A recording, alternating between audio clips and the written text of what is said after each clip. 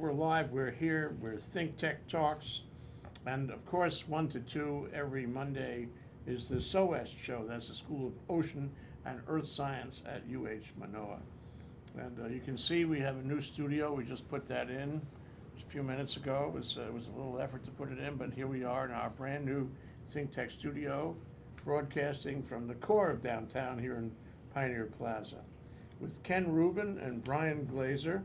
Ken Rubin is professor and chair of the Department of Geology and Geophysics at UH Manoa, and Brian is associate professor at the Department of Oceanography at UH Manoa, and both of them are in SOEST, am I right? Correct. Welcome to the show, gentlemen. Thank you. Thanks. What does it feel like? Feels great. Great Yeah. to be here. Great to have you here, thank you. So you got back not too long ago from a trip.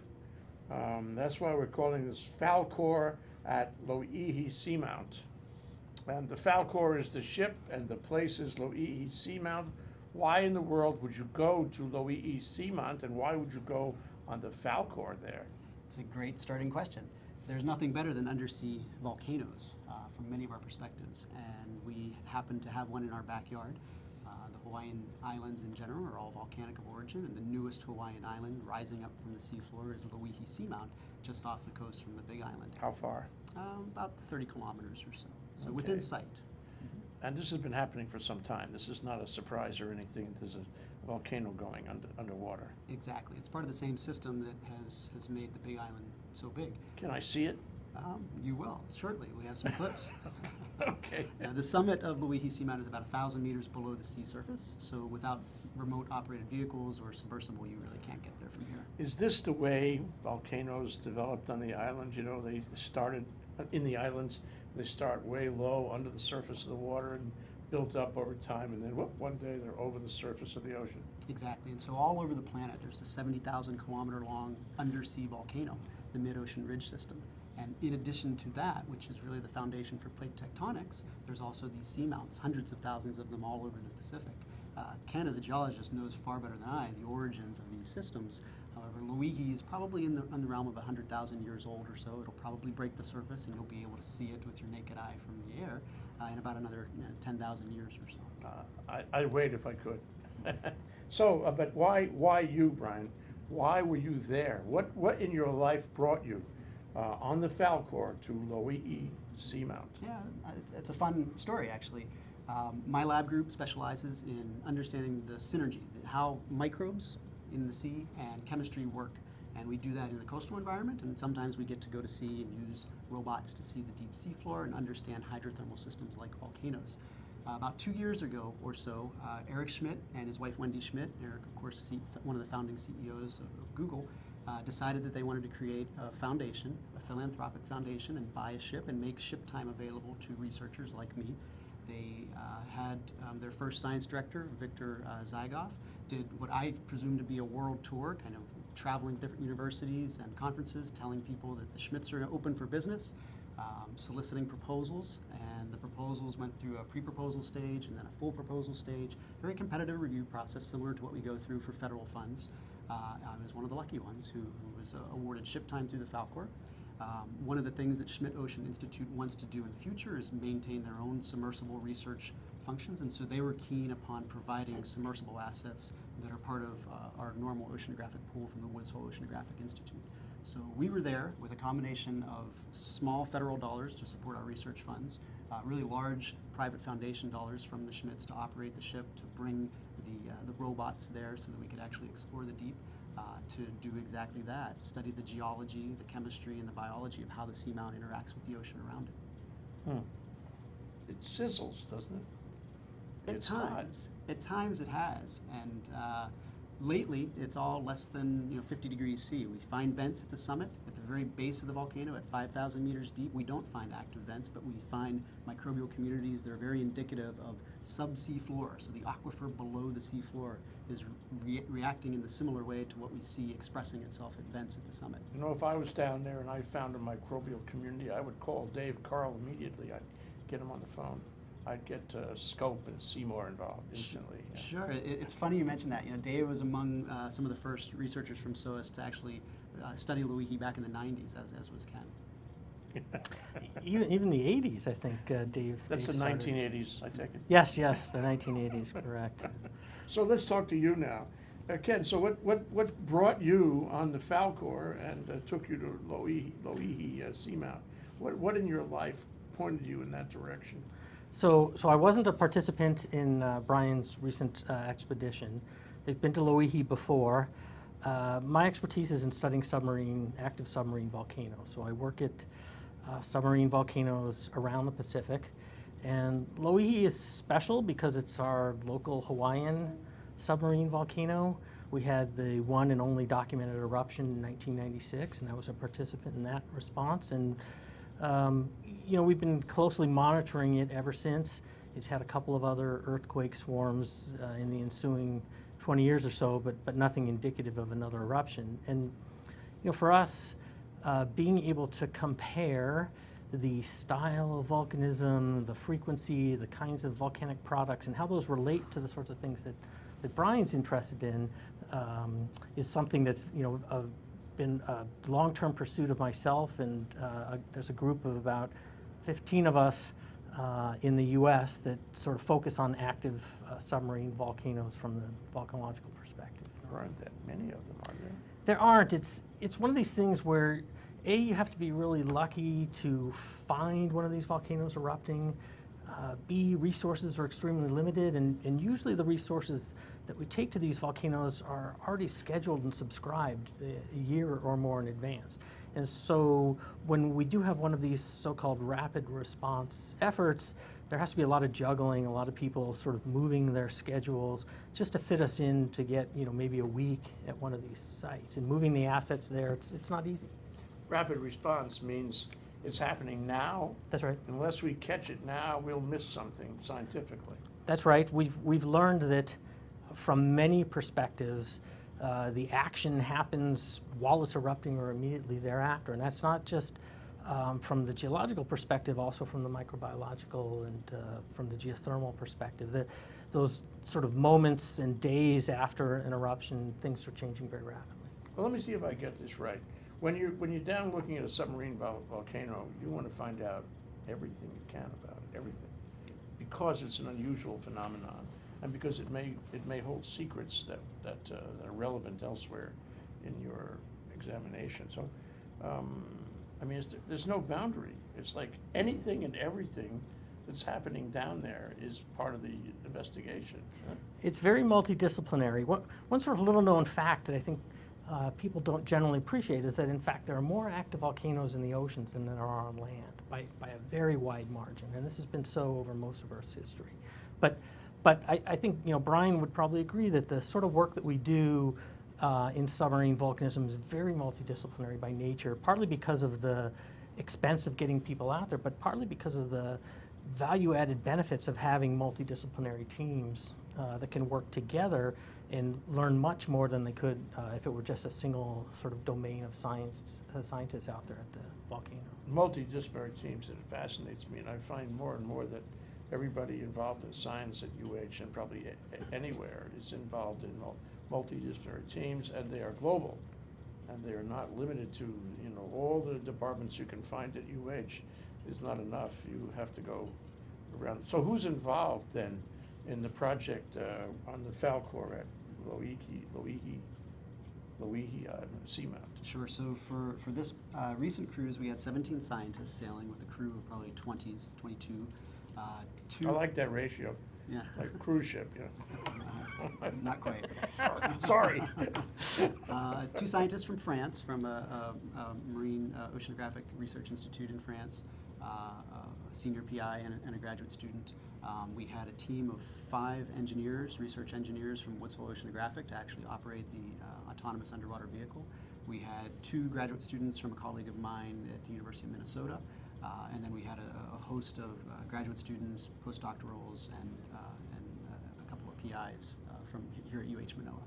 Wow. So who was the principal investigator that organized it? I was. So that's a chore. It was. We get all these people together. It's like herding cats Yes. across 12 time zones. Yes, and you have to be a sociologist and a psychologist and a maybe a mediator as well, to keep everything.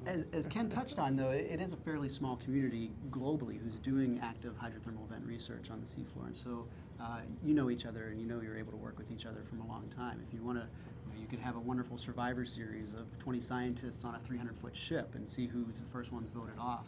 But we do a pretty good job of putting all the petty stuff aside for a 30-day cruise or a 2-week cruise and really getting the work done. You mean it's not like Lost or Survivor? None of the. Maybe 1 or 2 cruises here or there. Especially the long ones. Yeah. Well, but you do have to. Well, first of all, I mean, it must be very interesting to sort of have these reunions on the ship. Sure. Because you were together on some other project before, now you're getting together again as part of a global but small community. So you get to know them sort of in this kind of syncopated way. You get to see them, they don't see them. And I suppose projects come out of this. In other words, you have something you're working on and you find somebody else, either on the ship or otherwise, who is interested in the same kind of project. So all of a sudden there's a paper. Absolutely, and that's, in our field, that's the currency. If we don't publish, then we perish, right? You hear that so often. And, for me, my first expedition to Loihi Seamount was in 2006, and as Ken noted, research at Loihi Seamount has been happening well before the 80s even. And so the first time I read about Loihi, I was a graduate student at the University of Delaware, and I found this paper by Craig Moyer about microbial mats in this iron-rich diffuse venting area, and I thought, wow, that's really cool. I'd like to visit that someday. And that's kind of how it works, is that I ended up working with Craig and others on this question of really blending chemistry and blending microbiology. Loihi Seamount, because of some of the unique aspects of the geology and where it sits in the Pacific Ocean, make it an ideal natural laboratory to study some of these iron processes that are important not just in today's Earth biogeochemical system, but also in Earth history. We're going to study them in greater detail in a minute right after this break. That's Brian Glazer way down there, Ken Rubin in the middle, and I'm Jay Fidell. Here you are on the SOAS show in our brand new virtual studio, and we're talking about Falkor, the Falkor. It's a ship, and Loihi Seamount. We'll be right back after this break. I'm Jay Fidell. That's Sharon Moriwaki of the Hawaii Energy Policy Forum. And every Wednesday we have Hawaii, the State of Clean Energy. We've been doing it for some time now, and we have some fantastic guests on there, unbelievable guests who give us insight into what is going on in a very complex, sometimes very confusing, sometimes very disappointing area of progress in the state. So we love doing this. We love meeting them. We love talking to them. We love having their ideas out on the table. So maybe, just maybe, we can all make some sense of what's going on. Sharon, what do you think? I think that's absolutely correct. We enjoy ourselves meeting with all these people and hearing about the energy and the state of clean energy, and hopefully we advance clean energy for the state. So it's terrific. Join us. Okay, it's every Wednesday. Okay, Wednesday is Energy Day. Every Wednesday, 4 to 5 p.m. Hawaii, the State of Clean Energy, here on ThinkTech Hawaii. We'll see you there. Okay, we're back. We're live. We're here on the SOAS show, the School of Ocean, Earth Science and Technology here at UH Manoa, with our brand new set. And I'm with Ken Rubin and Brian Glazer, and we're talking about Falkor and Loihi Seamount. It's code words, but Falkor is a ship, and I wish I was on it once in a while just for a break. And Loihi it says, Loihi, yeah. You got it. Means the long one. Oh, does it? Yeah. Okay. Seamount, which is an active submarine volcano, 30 kilometers east of what? Southeast from South Point, really. South Point. Oh, okay.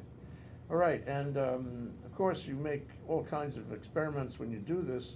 When you take a group of 17 scientists and so forth out there and spend, how long did you spend? This was a pretty short cruise. We were just 12 days at sea this time. We had originally been scheduled for 31 with a different remote operated vehicle, which was actually lost at sea about 2 months ago. Well, better that it was lost without you. Well, exactly, absolutely. It was still a big hit to the deep sea community to lose that vehicle. Nothing short of heroic efforts were put forth by Schmidt Ocean Institute and Woods Hole to get us a replacement so that we were still able to sail at all. So when I saw the thing in the blurb on the show about bacteria that have an effect on iron, I thought of the stadium. Absolutely. Sometimes we make sacrifices and go down in the basement and scrape a little rust off of a pipe and look at the process of iron oxidation, making rust. And other times we make sacrifices and put ourselves on gorgeous ships and go out and use $8 million robots to visit these deep sea hydrothermal places.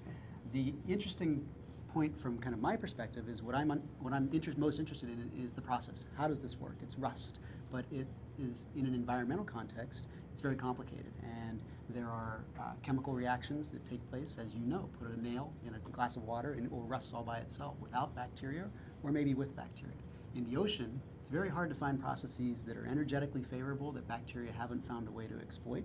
And here at Loihi, we have the perfect storm. Loihi Seamount at 1,000 meters below the surface, it intersects the oxygen minimum zone, which is a naturally occurring. Well, what is the oxygen minimum zone? I'm glad you asked. Sounds like it's out of a movie. Sure. So as you know, every other breath you take, Jules Verne, you know?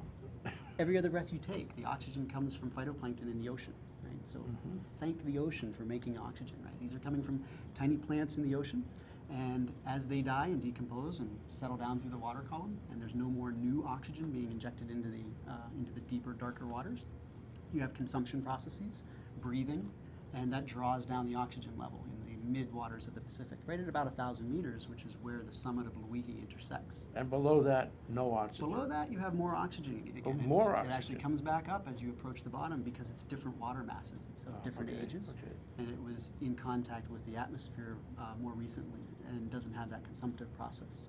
Okay. So the interesting thing for the microbiology of what really makes Loihi tick is that low oxygen in the midwater allows for microbes to be competitive with that rusty nail phenomenon or your rusty car, right? And so rusting happens abiotically, but it also happens if you have low enough oxygen, microbes gain energy out of that. They're rusting the crust, they're taking the iron from the rock, they're eating the rock effectively and putting out rust.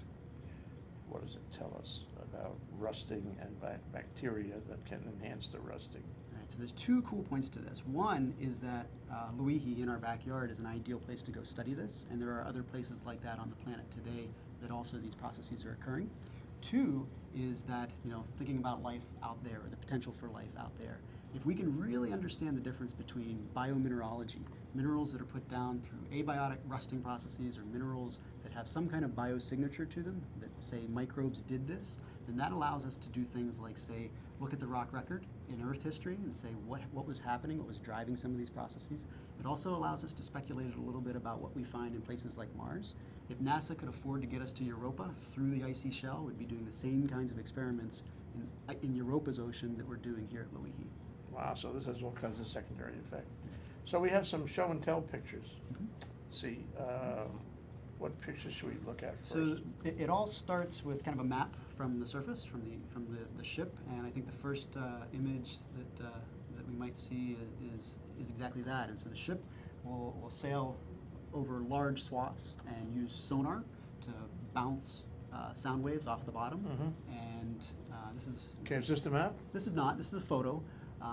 This is a photo retrieved from the autonomous underwater vehicle, Sentry, which we'll come to. The idea is that out of exploration, as you mentioned before, this is unique. Well, it's unique to us. It happens all over the planet. We're just not there to observe it. And so really, we've only explored maybe 5 or 10% of the sea floor using robots, using autonomous underwater vehicles that are really like underwater drones to go down. This image was captured by a vehicle about 3 meters long, 3,000 pounds, pre-programmed to go down and mow the lawn. It doesn't get tired, it doesn't get bored, it just does what we program it to do, and it explores. And what you're looking at This was there, the $8 million one. this one's less than that. Okay. It's still nothing, no slouch. And so what it does is it flies about 60 meters off the bottom using sonar to create really, really high resolution maps and tell us something about what it looks like. It's the difference between, say, being in a ship, would be analogous to being in a plane and using radar to say something about the topography as you fly over the Big Island versus actually walking over the Volcanoes National Park and saying, okay, there's a meter dip here and there's a meter dip here, I found a fumarole, I found a new vent. So that's kind of the analogy. Okay, how about another picture? Let's see what we have. Okay, we have the map. We have an actual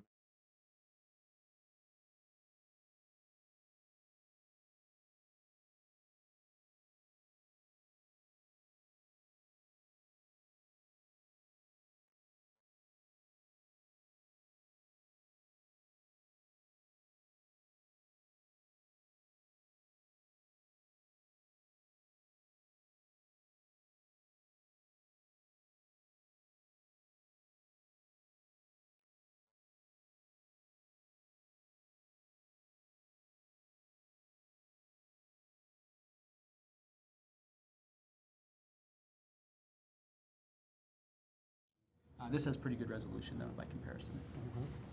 So, you weren't there, Ken, but you were supervising it and watching it in great detail, eh? In fact, when we thought that Nereus was going to be involved, Brian had asked if I wanted to participate, and I said yes, of course. But once Nereus sadly imploded a few months ago on an expedition in Tonga or New Zealand, in the Kermadec Arc, I decided not to go. Nereus is a manned or unmanned vehicle? It's an unmanned vehicle. It's sort of a It's next. so much better that way when they implode and there's nobody inside. Yes, yes, for sure. There are lots of benefits of sort of both the manned and the unmanned. They offer different sorts of pluses and minuses. But so in this particular case, really what the focus of Brian's expedition was to study these microbes and the processes that are going on, which is only sort of secondarily related to my work, which is more on the volcanic processes that build the seamount, how we account for the various structures that we see at the volcano. You have that boast, don't you? You're right. You're studying the larger environment, Right. and then these are the experiments. Brian's experiments are within that larger environment. So we had objectives that really span the gamut. As you noted, at $50,000 a day to be out there, we want to pack it as full as productive science as possible. And so we had questions of fundamental seafloor geology, which requires experts like Ken to come in and really teach us what we need. In order for Ken to do his work, though, he needs a rock, and not just pictures of a rock. And so when we lost the ROV capability, that's when Ken kind of backed out of the expedition. From a fundamental mapping standpoint and exploring the deep interactions at the base of the volcano, we expanded our knowledge fivefold from previous high-resolution AUV maps of the seafloor. So we have new targets to go back to that Ken will be very interested in collecting rocks from when we get an ROV back. You have to get an ROV to get the rocks, and you don't have rocks now. We have plenty of rocks from Loihi, but not from the specific sites. It's a big volcano. We have rocks from the 1996 eruption, for instance, and the assets that we have here at the school, the manned submersibles, for instance, can only access a small portion of the volcano, only above 2 kilometers water depth. There have been other submersibles. The Japanese brought the Shinkai, the Russians brought the Mir, each one time. Those have the capability to reach all the way to the bottom, down to 6 kilometers water depth. There are remotely operated vehicle ROV capabilities that can also reach that far down on the volcano. But even still, the number of places that we've actually seen are relatively small on the volcano. But you know where to go. We do. Maybe show that first video clip to show people what the summit looks like. Okay, the first video clip, the orange one. Let's see if we can find that. Oh, I'm sorry. We haven't seen this before. So since the 90s or so, right? Folks have been diving into the pit.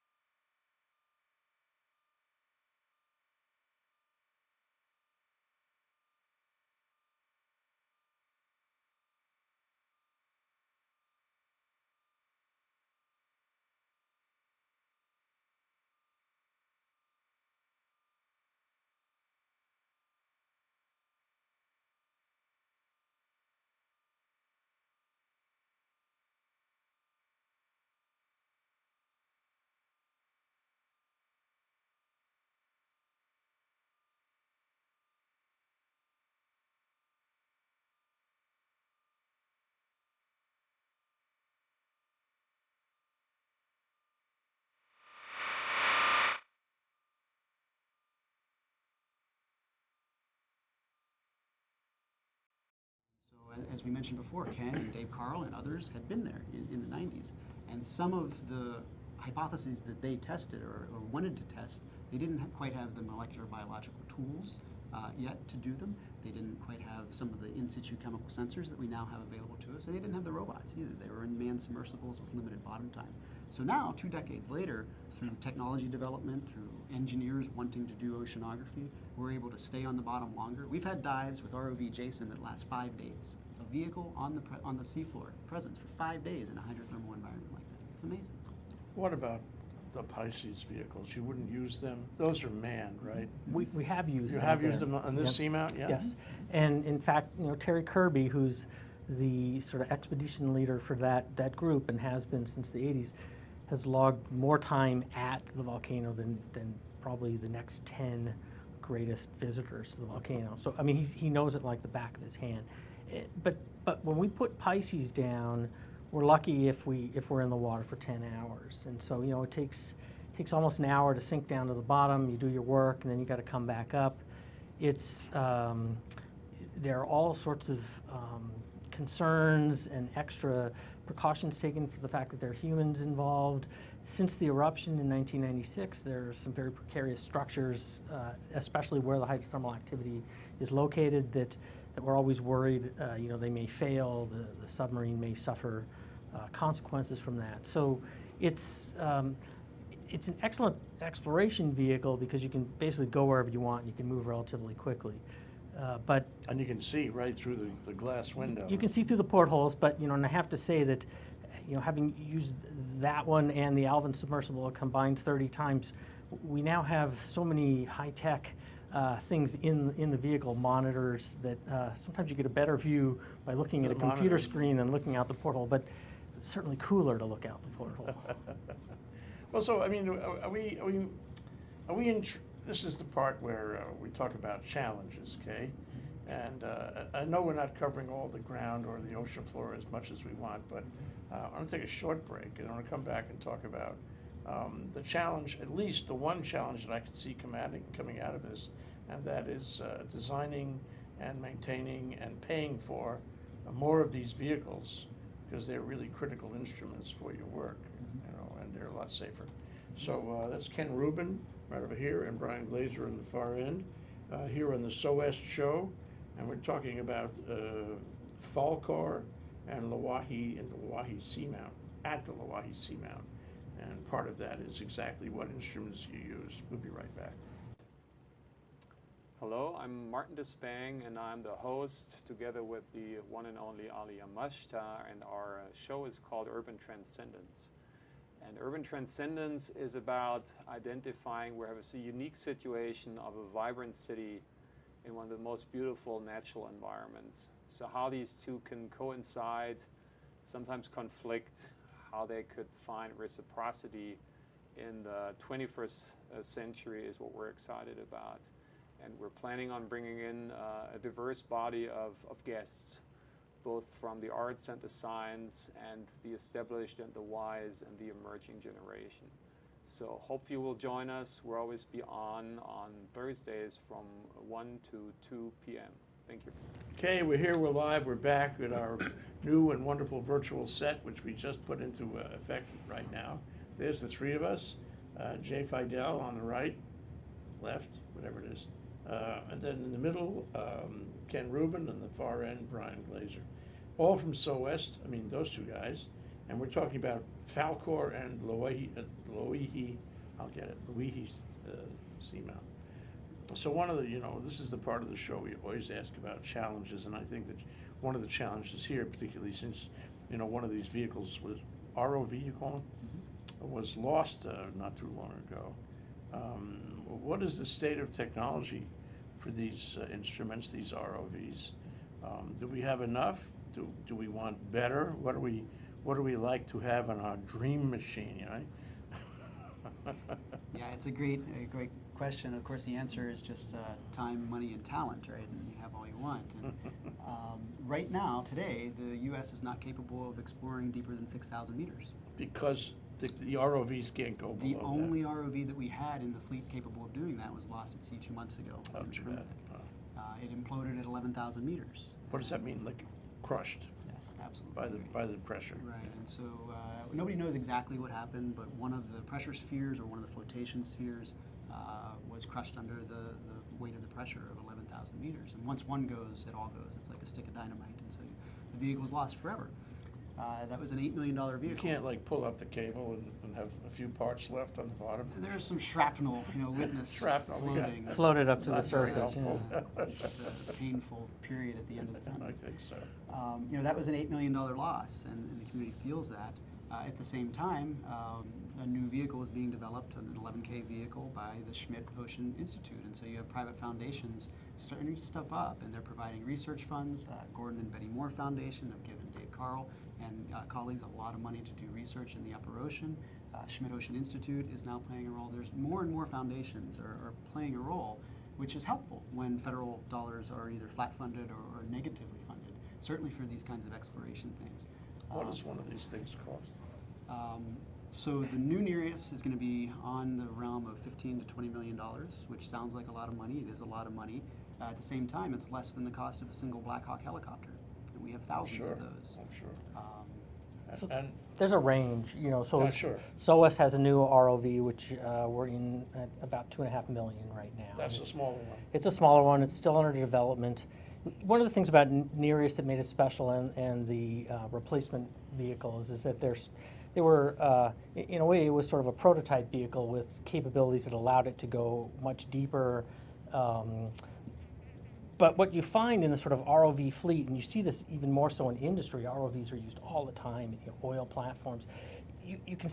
My dream would be to have more specified vehicles, things that can do certain sorts of tasks.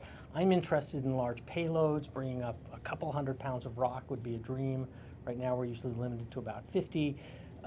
Brian may have other things that he would like to do, so that if right now we're limited to a very small number of vehicles, and they have to be able to be sort of good at everything, and that's difficult from a technology perspective. God, it reminds me of my weekend. I went to see some UAVs. UAVs, yes. They fly them over in Kauai Nui Marsh, and people are very excited about these things. But what it seems like is that each one is dedicated to a special purpose. And to a certain extent, you can take off this camera and put on that camera. You have an actual ditty bag full of sensors, and you can put some on, take some off.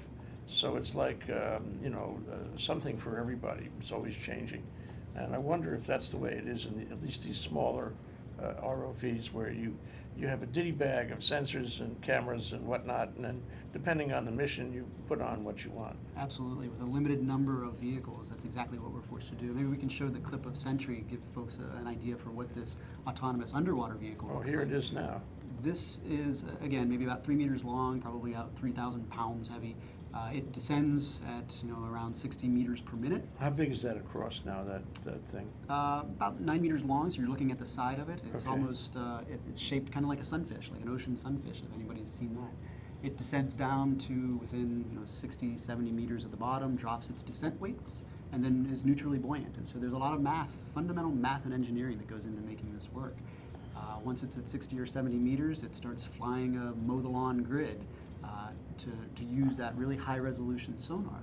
And so while Ken's direct research of geology wouldn't necessarily use Sentry to retrieve samples, it would use the maps that are found by Sentry, or use the photos that are taken from Sentry to then go and find targets.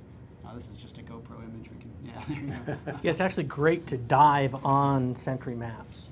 So we can take them into the submersible or use them in the van with the ROV and go and pinpoint areas of interest and drive right to them. And Does it have a motor and a propeller? 4.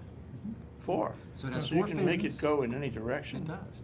And Sentry is actually, as we talked a little bit about specialized vehicles, is one of the better autonomous underwater vehicles for navigating rough terrain. And as you might imagine, in a volcanic caldera or any kind of hydrothermal subsea setting, you have a lot of steep pillars and pillow basalts that have grown steep areas. And with Sentry, it has 4 kind of fins and 4 propellers. And as it comes up and has a forward-looking sonar to see the bottom's coming up and it doesn't want to smack into it, it'll rotate those fins and start to rise almost vertically. So it's And one it's of the programmed. Exactly. It's like a UAV.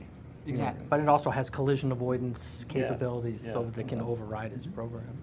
So between the navigation, the ship is trying to hold position more or less and talking to GPS, and then the ship has underwater acoustics talking to the vehicle, and then the vehicle is also in communication with the bottom. And between that kind of trifecta, if you will, the vehicle has a pretty good idea of where it is on 20, 40 meters when we go out based on ship-based maps with maybe 20 or 40 meter resolution. Based on, but how does it know where it is? Is it inertial guidance or what? Both. So it's talking, it's using what we call an ultra-short baseline navigation. And so that's acoustics between the ship, which knows exactly where it is because of GPS. Yeah. And so the ship is relating its position globally to the vehicle, and the vehicle is relating its position relative to the ship. So then you put it all together and you know where the vehicle is. Exactly. Now you talked about a lawnmower pattern, and I want to tell you about a personal experience I had just last night.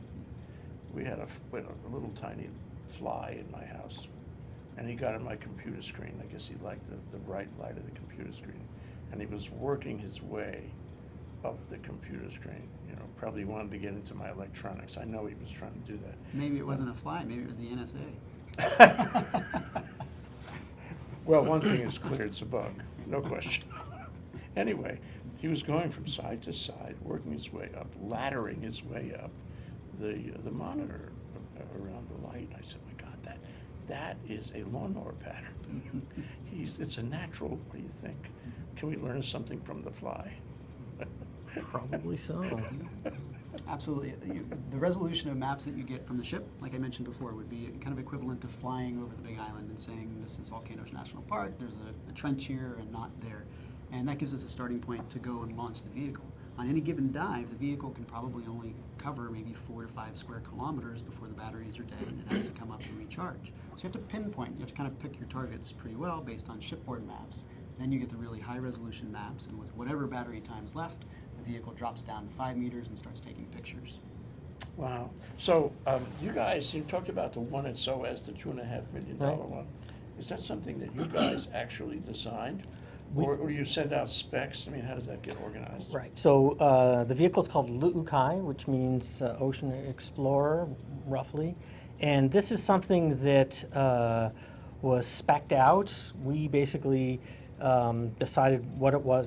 We, not meaning us two, but a group of people, and most prominently the Dean of SOAS, Brian Taylor, what they wanted for the vehicle, basic capabilities, and they had a call for bids where people put in, and and then a winning bid is selected, and then it gets built and designed. And our vehicle is meant to have sort of two purposes, one of which is to visit the Station Aloha Cabled Observatory, which is at about 6 kilometers water depth, north of the islands.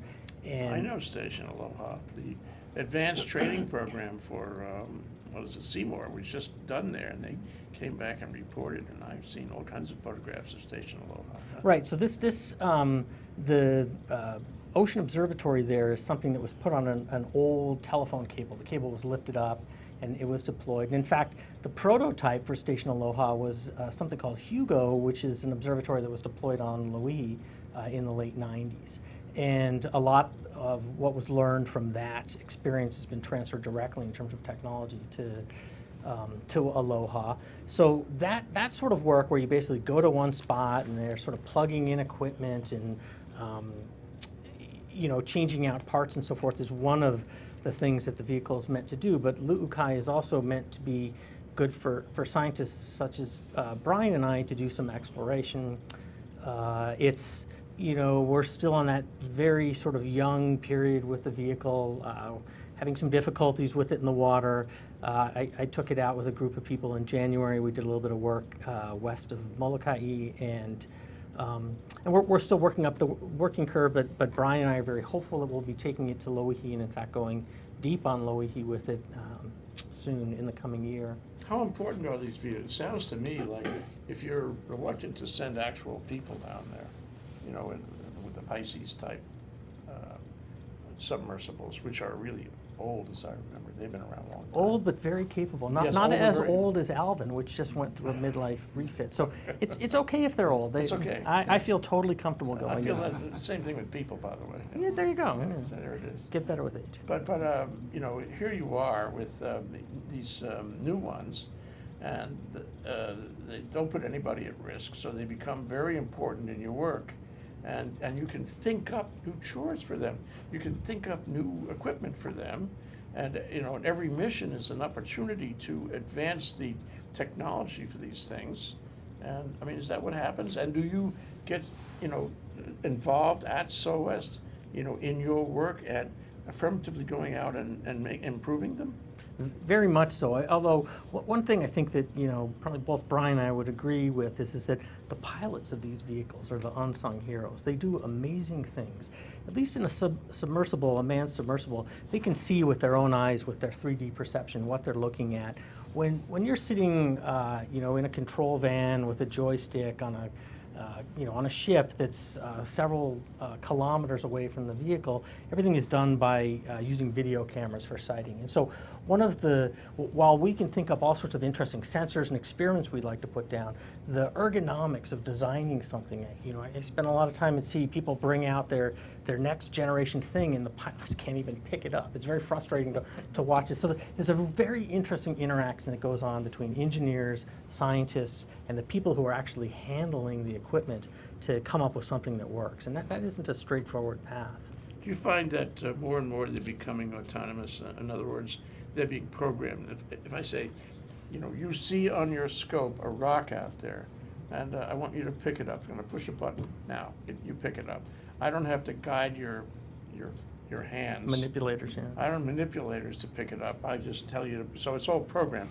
Are we going there? Is that where we're going on this? Well, not yet, but certainly within the next 5 years, this idea of telepresence, and so a really remote operated vehicle where Bob Ballard has pioneered this with his vehicle in exploration, where he has a network of scientists. And so this ship goes out with ROVs and they explore various places, and when they find something of interest to, say, Ken or to, say, me, pick up the phone and call. And so it's scientists on demand, if you will. I'll open up a website and I'll see what everybody in the control van is seeing and say, oh yeah, you want to do this, or you want to do this, or this is the input. And so I mean, real time. absolutely, Yeah. it's That's really something. It's happening. One of the issues that you'll never be able to take actual working scientists out of the equation, so that, you know, especially with a biological specimen or a water sample, it gets up onto the ship and needs to be treated in a very certain way so that it is still good for our experiments. It's not quite as much of an issue with the rocks, but it's difficult to take a trained person out of the equation, a person who knows how to handle the specimens. That will always be a need. Well, I mean, people have to understand, maybe you can agree or disagree with me on this, is that we're really going to depths we never went to before. It's a line out of Star Trek here, you know, we're going to places we've never been before. And we absolutely have to have these devices in order to make any cogent measurement, in order to do science down there. We can't really go ourselves. So we have to have this. It's the ultimate tool, measurement device. And so, as its technology goes, so we go. and increasing the number of such vehicles. You know, we need 100 sentries so that we can really start making some headway on exploring more than just one postage stamp at a time. Okay. So let me ask you guys where we are on the continuum of your respective sciences. You know, why don't you go first, Brian? I mean, here you are. And I mean, when I say your, I mean it's possessive, it's possessory, it's your career, your science. Where we are on it, where has it been in the last few years, and where is it going? I know that's not an easy question. 30 seconds, right? Yeah, exactly. Like I said, like I started off, you know, I'm interested in processes that in the ocean, how the ocean works, how life and chemistry has co-evolved with geology over the last billions of years. And starting there, it's pretty easy to find questions that are interesting. Specifically at Loihi, to me, it's interesting to be able to apply some of the modern techniques to some of the same questions that have been asked for decades in the summit. What we found in 2006 at the base of the summit was not predicted at 5,000 meters. And expanding our knowledge of that area, of that microbial biomass that's literally carpeting the seamount floor, we've mapped over 15 to 20 square kilometers of a microbial ecosystem at 5,000 meters that really shouldn't be there by all rights. And so there's a very distal, deep heat source that we really don't exactly know how it's interacting with the seafloor. And so for me, looking forward at Loihi, it's a model. There's probably other places globally that are reacting like that. And it's a piece of the global biogeochemical iron and carbon budget that we don't know much about. It's a piece potentially of Earth history, that we can say, these certain layers in rock of iron oxides in Earth history were laid down microbially, a biological influence that is seen for billions of years perhaps. And I think that's important to do. Yeah, and you're going to get there one way or the other. Well, we hope.